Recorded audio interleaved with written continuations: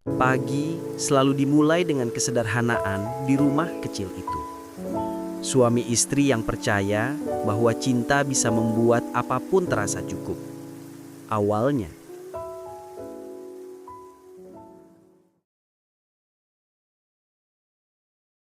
Mas, bekalnya udah siap? Maaf ya, cuma tempe orek sama sambal. Nggak apa-apa, Sin. Yang penting ada rasa sayangmu di situ. Iya mas, aku cuma pengen mas semangat kerjanya. Adit juga udah bangun, nanti aku antar ke sekolah. Hah, kamu tuh ya, selalu aja mikirin orang lain dulu. Diri sendiri kapan? Kalau kamu bahagia, aku juga ikut bahagia mas. Hidup ini kan cuma dijalani bareng. Makasih ya, Sin. Kalau bukan karena kamu, mungkin aku udah nyerah dari dulu. Yang penting, kita terus bareng mas.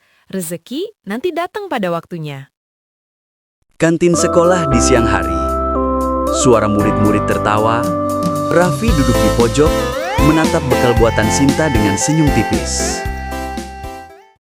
Vi, kalau kita bisa lulus jadi pegawai tetap, hidup bakal berubah ya. Bisa beli motor baru, nggak perlu takut telat bayar kontrakan. Hehehe, iya, semoga aja. Tapi ya sekarang, yang penting kerja benar dulu. Rezeki mah nggak kemana. Tetap semangat, Vi. Kamu tuh pegawai favorit. Rezekimu pasti baik. Amin. Makasih, Mas.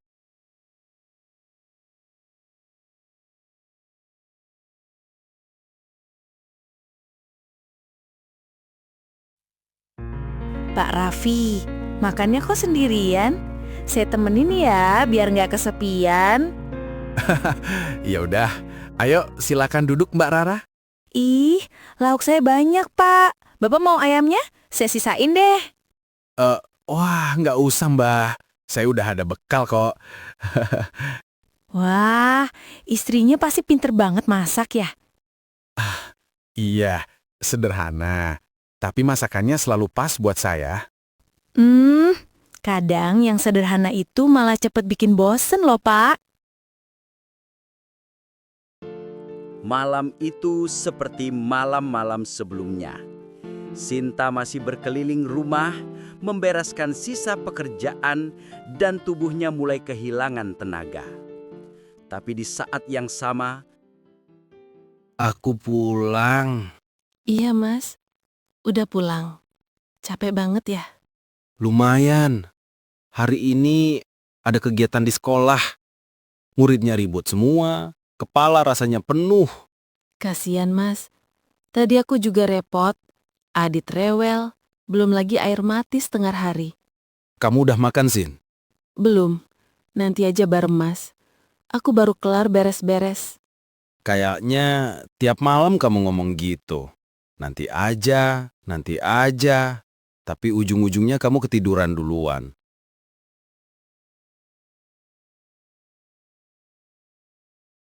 Aku tahu mas, aku juga pengen duduk bareng kayak dulu. Tapi aku beneran capek. Seharian di rumah rasanya nggak berhenti. Aku ngerti kamu capek. Tapi aku juga, Sin. Bedanya, aku pengen pas pulang tuh, ada yang nanyain hari aku gimana. Nggak cuma disambut suara ember sama kain pel. Mas, aku nggak pernah maksud ninggalin kamu sendirian. Aku cuma pengen rumah ini tetap rapi. Adit bisa nyaman tidur. Kadang aku lupa, kamu juga butuh aku.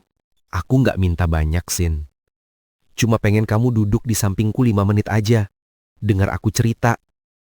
Dulu kamu selalu gitu. Sekarang rasanya kayak kita tinggal di rumah yang sama. Tapi udah jauh. Aku masih sayang sama kamu, Mas. Aku cuma nggak tahu gimana caranya nunjukin tanpa nambah bebanmu. Aku juga sayang, Sin. Tapi jujur, aku mulai ngerasa kesepian. Kadang aku pulang, lihat kamu sibuk sendiri. Dan aku mikir, apa aku masih penting buat kamu? Mas, kamu penting.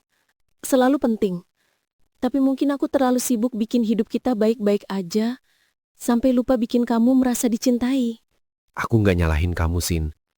Aku cuma kadang pengen pulang ke rumah yang bukan cuma rapi, tapi juga hangat. Pengen ngerasa masih ditunggu. Malam itu tak berakhir dengan pelukan, tapi dengan dua hati yang sama-sama mencoba mengerti. Kadang, cinta bukan tentang siapa yang salah. Sore itu sepi, seperti hatinya yang mulai kehilangan arah. Raffi tak sadar, kesunyian yang dibiarkannya tumbuh semakin mekar dan berbuah.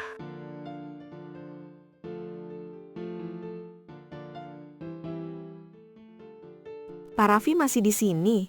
Nggak pulang-pulang, kayaknya udah capek banget. Iya, masih nyelesain nilai ujian. Kalau nggak kepala TU bisa marah-marah lagi. Iya sih, tapi Bapak tuh kayak nggak pernah istirahat. Yang lain udah pada pulang, Bapak masih di sini aja. Entah kenapa, di rumah juga belum tentu tenang. Nggak tenang. Kenapa, Pak? Maaf ya, saya kepo dikit. Nggak apa-apa. Kadang cuma ngerasa rumah tuh kayak tempat buat istirahat badan, tapi bukan buat hati. Pulang, ya begitu aja. Sepi, dingin, istri sibuk, anak udah tidur. Aku cuma, ya ngerasa nggak dianggap. Berat ya, Pak. Padahal katanya rumah itu tempat paling nyaman. Tapi kalau malah bikin hampa, sakit banget ya. Aku nggak nyalahin dia. Dia juga capek. Tapi rasanya kayak aku cuma bagian dari rutinitasnya, bukan orang yang ditunggu. Saya ngerti banget, Pak. Kadang kita tuh nggak butuh dimanjatin, cuma pengen didengarin aja. Cuma pengen ada yang bilang, kamu udah cukup berjuang hari ini. Gitu aja udah lega. Iya, mungkin itu yang hilang dari rumahku sekarang. Keheningan yang dulu damai, sekarang terasa asing. Kadang orang yang paling capek justru nggak kelihatan capeknya, Pak. Karena terlalu berusaha kuat buat orang lain. Kamu ngomong gitu, kayak ngomongin aku. Atau mungkin kita sama, Pak. Sama-sama kuat, tapi sendirian. Mbak Rara, saya takut salah paham, tapi ngobrol sama kamu tuh entah kenapa rasanya tenang. Saya juga ngerasa gitu, Pak. Mungkin karena kita nggak saling nuntut. Cuma dengerin tanpa harus ngerti semuanya. Udah lama gak ada yang dengerin saya kayak gini. Di rumah, saya takut ngomong, takut dibilang ngeluh. Tapi di sini saya bisa jadi diri sendiri. Kalau Bapak capek, nggak apa-apa kok ngomong. Kadang butuh tempat buat berhenti sebentar sebelum lanjut jalan lagi. Terima kasih ya Mbak. Udah mau dengerin. Padahal saya sendiri gak tahu lagi harus cerita ke siapa. Saya juga gitu, Pak. Jadi mungkin kita saling bantu aja ya. Bapak butuh didengerin, saya butuh seseorang buat ngerti. Hujan malam itu membawa dingin yang berbeda. Di rumah kecil itu, cinta masih ada, tapi kehangatannya mulai menipis, setipis tisu. Mas, udah pulang. Tadi hujan ya, aku udah siapin makan. Ayo, biar nggak masuk angin. Udah makan belum, Sin? Belum, aku tunggu Mas dulu. Mas, akhir-akhir ini kok sering lembur ya? Sekolah rame banget.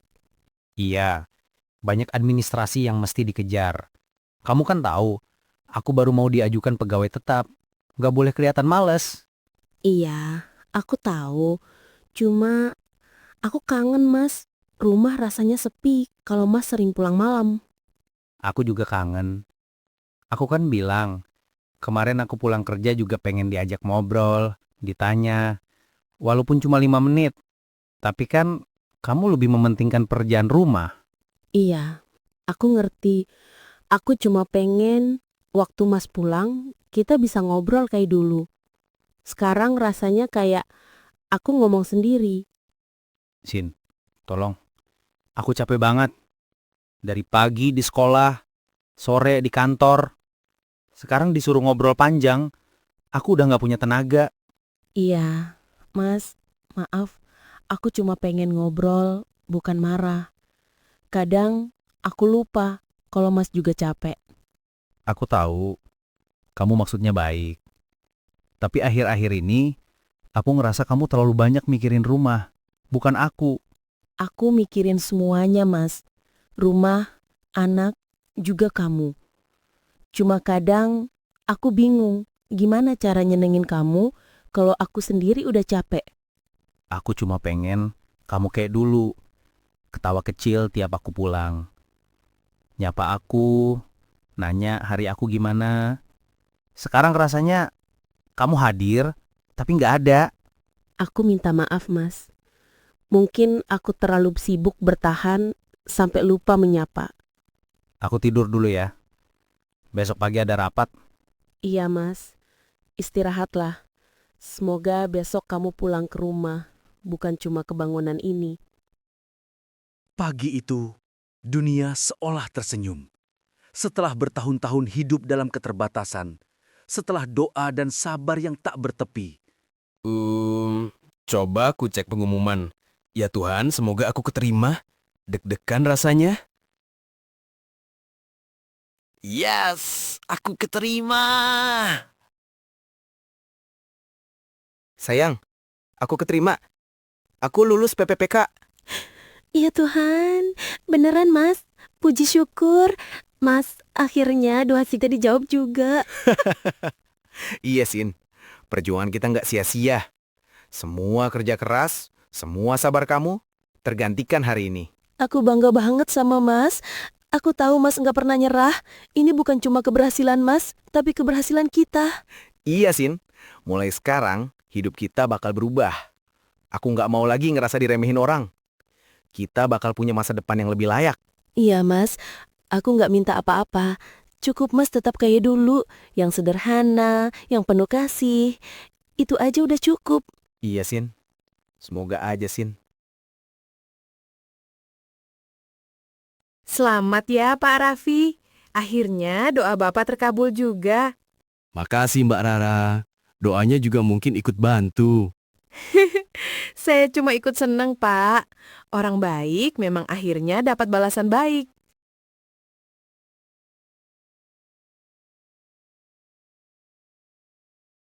Setelah bertahun-tahun hidup dalam kesederhanaan, akhirnya mimpi itu jadi nyata. Tapi, tak semua kemenangan mampu menyelamatkan cinta. Selamat kepada Bapak Raffi, resmi diangkat sebagai pegawai pemerintah dengan perjanjian kerja. Mas, aku masakin sayur kesukaan Mas. Pulang cepat ya, mau ngerayain bareng. Udah makan di luar, Sin. Maaf, ada jamuan dari kantor. Oh, ya udah. Aku nggak tahu ada acara di kantor. Aku pikir Mas mau makan bareng. Hari yang seharusnya jadi perayaan, berubah jadi keheningan dua hati yang sudah kehilangan arah bicara. Hari-hari berlalu, tapi sesuatu mulai berbeda. Raffi tak lagi sama seperti dulu. Bukan karena tak cinta, tapi karena mulai merasa dunia memberinya tempat yang lebih tinggi. Dan di sanalah cinta sederhana mulai kehilangan ruangnya. Wah, Mas ganteng banget hari ini. Kemejanya baru ya? Iya, kemarin beli. Sekalian aja. Kan sekarang udah resmi PPPK. Masa tampilannya masih kayak karyawan honorer? Iya, Mas. Cuma sayang ya, baju lama masih bagus. Tapi nggak apa-apa, Mas. Mas pantes kok. Aku senang lihat Mas percaya diri. Iya, Sin. Sekarang harus bisa bawa diri. Kita kan udah naik derajat. Orang-orang bakal lihat kita beda. Yang penting jangan berubah di hati ya, Mas. Aku suka Mas yang dulu. Yang sederhana, tapi hangat. Aku nggak berubah, Sin. Cuma sekarang aku pengen lebih baik. Iya Mas, aku ngerti. Cuma akhir-akhir ini Mas sering pulang malam. Katanya rapat. Tapi aku khawatir Mas kecapean. Iya, rapat beneran. Jangan mikir aneh-aneh. Aku kan baru diangkat.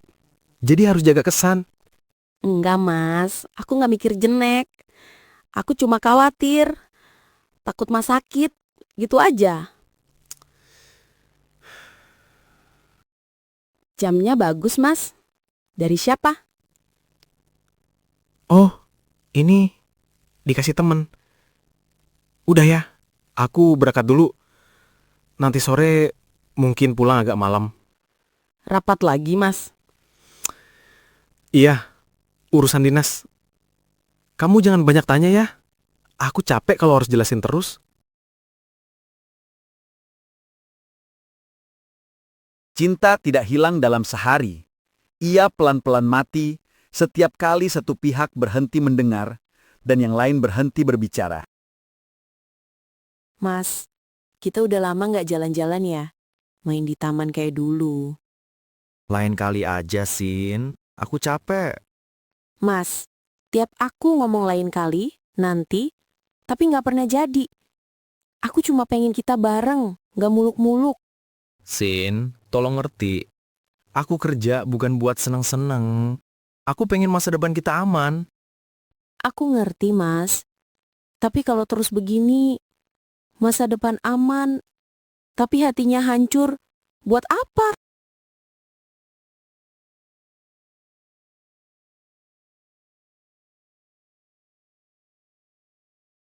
Diam jadi kebiasaan. Mereka masih tinggal di rumah yang sama. Tapi hatinya sudah tak saling pulang.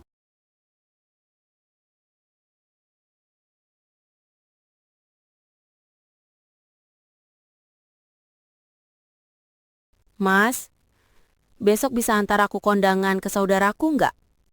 Lihat nanti, kalau nggak bentrok sama kerjaan. Mas, selalu lihat nanti. Tapi aku udah capek nunggu nanti yang nggak pasti. Ujung-ujungnya kamu nggak bisa. Ah, sudah.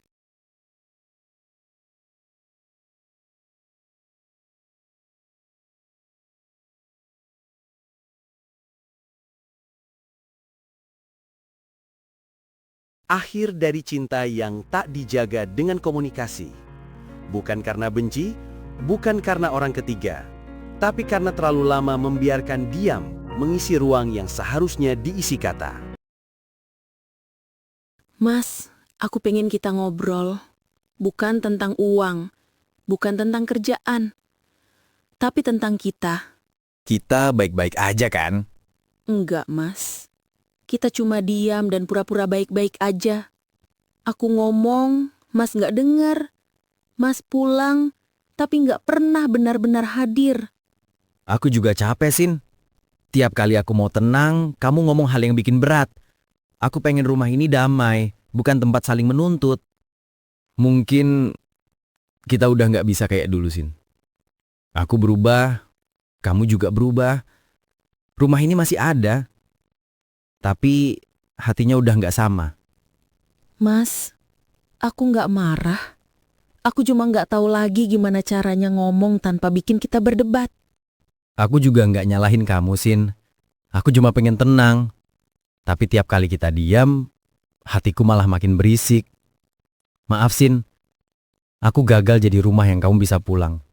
Dan aku gagal jadi telinga yang kamu bisa percaya. Mereka berpisah tanpa teriakan, tanpa pengkhianatan. Hanya dua hati yang kehilangan bahasa untuk saling mengerti.